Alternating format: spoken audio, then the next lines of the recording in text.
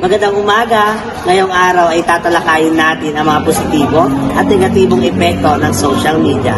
Bago ang lahat, kilalanin muna natin ang ating guest na sila Brian at Lance.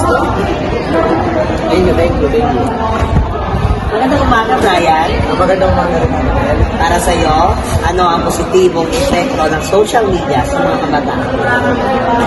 Sa akin, siguro, ang positibo na ginagawa ng social media para sa atin, siguro yung socializing. Socializing. I don't know if tama ba yung pronunciation ko, pero yung pag-socialize or pakikipaghalubilo sa mga kapwa natin ka-Gen Z, called that Gen Z, yung generation today. Kabataan. Yes, mga kabataan. Kumbaga, mas mas may way na tayo kung makipag-unod sa iba. Kahit sabihin natin, hindi na pumunta. Kasi ang alam ko, sabi ng lola ko dati noon, bago sila magkasama sa atin, magkita-kita ko pupunta talaga sila, kung hindi sa bundok, burol, o pumunta doon sa bahay ng isang tao. Kailangan lang talaga lakarin mo. Dahil sa social media, gamit yung mag-socialize mo. Mas nila, mas nakakausap na sila kung pinakalumulo sa pa. Kumbaga sila, open. Kumbaga, mas maano na sila, mas di na nakakapag-hirap may pag-usap. At yun lang.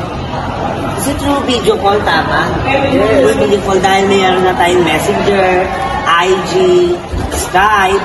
I don't know, may Skype pa.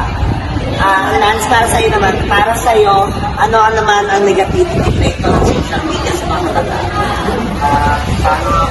Thank you pala sa pag-welcome sa atin sa talk show.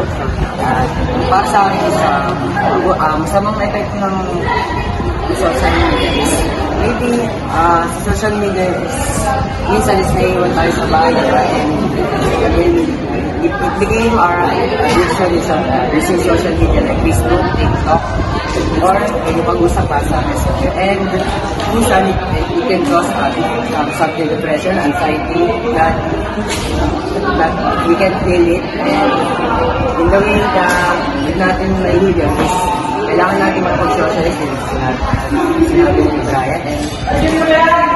And that's why I'm here sa talk show sa negatibong epekto ng social media. Pero sa akin naman, medyo masasabi ko lang sa stage. Doon naman talaga yung mga doon magiging application about dun sa anxiety at depression. Especially, doon tayo pupunta sa sinasabi natin cyberbullying. Kasi pinakamahirap talaga yun, especially kung ang nakalaban ng tao is yung nakaaway mo. Simple scandalous at di lang yun. Paano kung nang nakaaway mo, paano yung nakaaway mo, mas maraming kaibigan. Doon din yung nangyari na yung ibang estudyante is hindi na pumapasok dahil dun sa tinatawag natin sige, sabihin natin backstabbing na lang. Yun na yung gagawin kong gamitin sa kasi halimbawa nag-aaway kayo sa FB. Pagdating mo sa school, wala na, pag-uusama ka na lang ng paano kung wala ka masyadong kaibigan? Wala rin magagamit ng social media.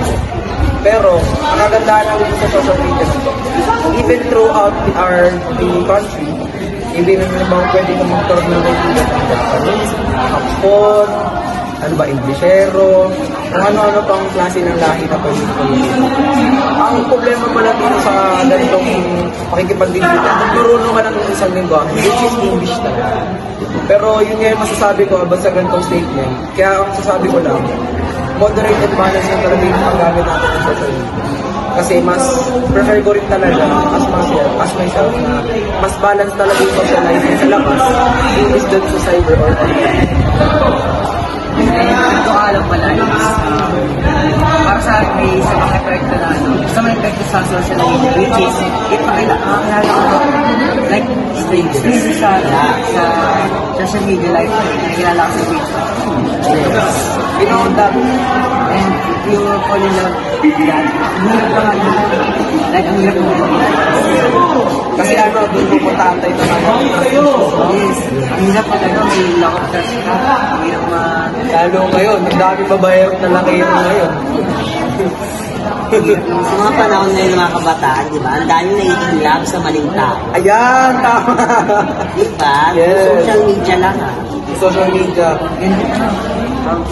lagi isang tayo sino pa ang gumagawa ng para sila kayo magpapakawa. Yes. And sobrang higpit kasi ng mga magulang, di ba?